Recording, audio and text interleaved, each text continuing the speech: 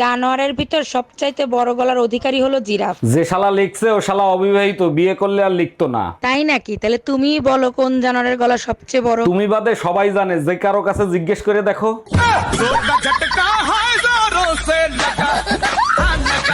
তুমি কি খুব বিজি? তোমার সাথে আমার কিছু জরুরি কথা ছিল। জরুরি কথা? তাও আবার আমার সাথে? বলো কি জরুরি কথা। পাশের বাড়ির সুমন ভাই আছে না, সে আমারে দেখলেই নোংরা নোংরা ইশারা করে। তুমি টেনশন নিও না, বিকেলে ভাবি দেখা করতে বলছে, তখন আমি তারে বলে দেবো।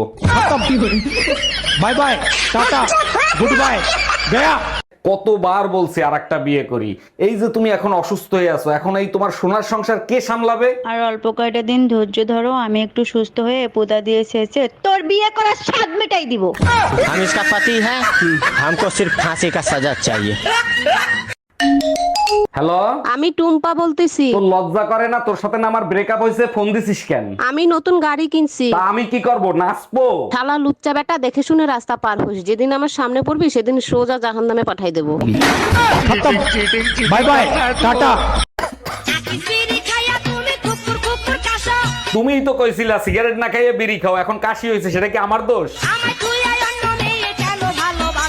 শীতে গোসল করস না, তোর গা দিয়ে গন্ধ আসে তাই।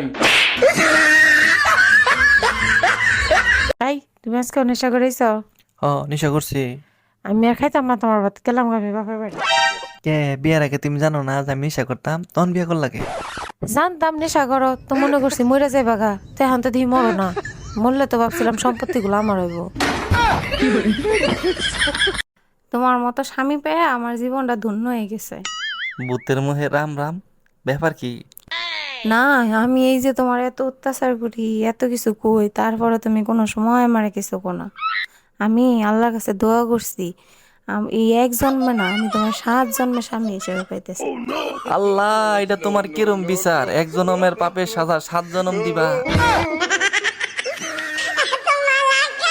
আচ্ছা বলো তো, একটা ছেলে আর একটা মেয়ের ভিতরে বড় ব্যবধান কোথায়? আরে বোকা, একটা মেয়ে 9 মাসে একবার মা হতে পারে। একদম ঠিক বলছো, এই কারণেই তোমাকে নিয়ে আমি গর্ববোধ করি। আর একটা ছেলে চাইলে 9 মাসে 270 বার বাপ হইতে পারে।